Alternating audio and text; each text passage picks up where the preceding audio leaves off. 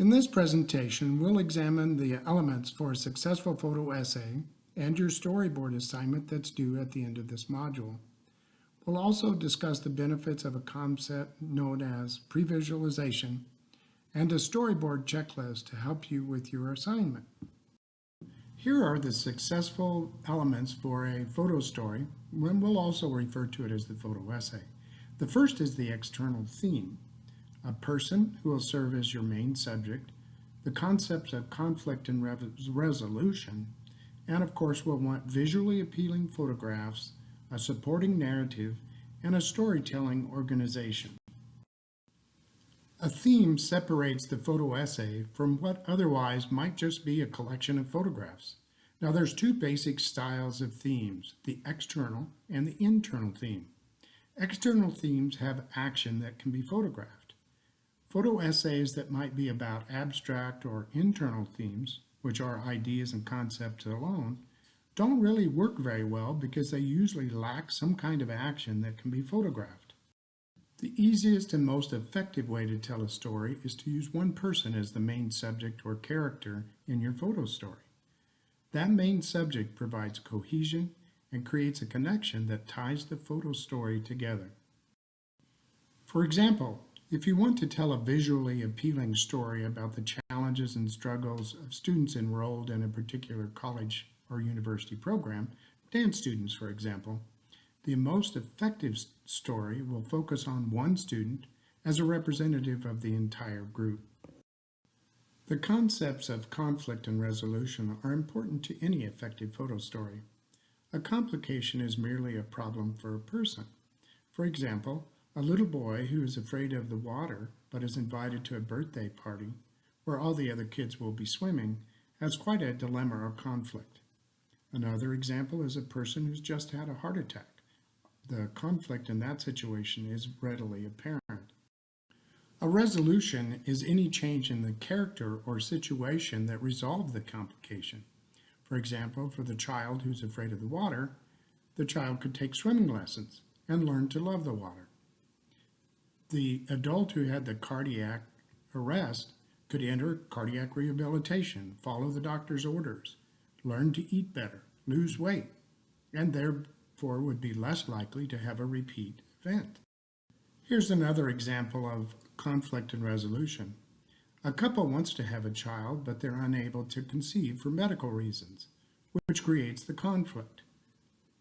The couple adopts a child, which is one possible resolution to that conflict. The complication, the inability to have a child biologically, is an internal concept that's difficult to photograph. So the conflict would be introduced in the story's narrative and could be accompanied by a photo of the couple at the doctor's office. The resolution, adoption, is really filled with a lot of potential photo opportunities of the couple meeting with the adoption agency staff, interacting with the child at the agency, and welcoming the child into their home.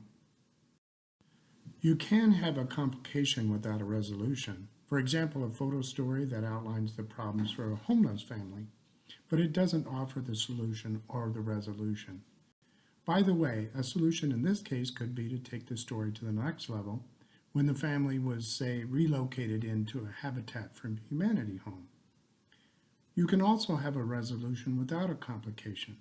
And that a good example would be an award ceremony that honors a person for their accomplishments, but never explains what that person did to earn the award or what their conflicts were to get themselves to the point where they are honored.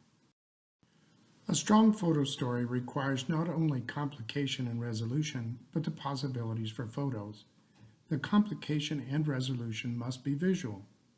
A student studying for a math final offers a complication and a resolution, which could occur when the student takes the exam, but it doesn't offer much in the way of visuals. And in this course, you'll also need a complication and resolution that is near at hand, which means something that can be photographed and presented before the end of the module. The photo story of the couple who adopts is more representative of all parents who want to have a child but are unable or don't want to have the child by birth.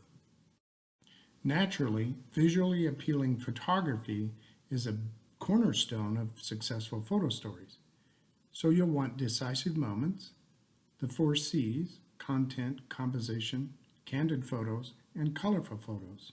You'll also want to consider creatively correct exposures, a visual variety style that includes wide angle, medium shots, extreme close-ups, high angle, and low angle, and the environmental portrait.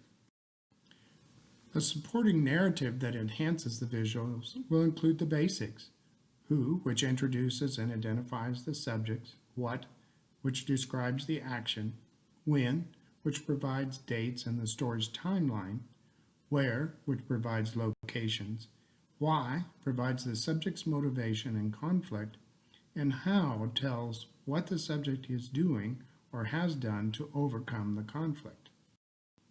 Our final element is a storytelling organization, which is the glue that bonds all of the different elements into a cohesive story. It's similar to the 3 acts of a theatrical play, but we don't really present it as Act 1, Act 2, Act 3. The beginning establishes the theme and introduces both the subject and the conflict. The middle tells the story of how the subject is working toward resolution, and the ending brings the story to a conclusion and may also then provide the resolution. Your assignment for this module is to pre-visualize and plan a photo story, and then briefly answer some questions about what might be your theme, who will be your main subject, what's the conflict, what's the resolution, and your approach to organizing the story. The storyboard questions are designed to help you get started, as well as to recognize what you want to include to create a successful photo essay. If the photo essay or story you envision in your storyboard submitted for this module doesn't work out, however, there's no penalty for pursuing a different subject, approach, or story for submission in the next module. Your storyboard essay questions are provided in Canvas. If you have any questions, don't hesitate to email me as your instructor or consult with your fellow students.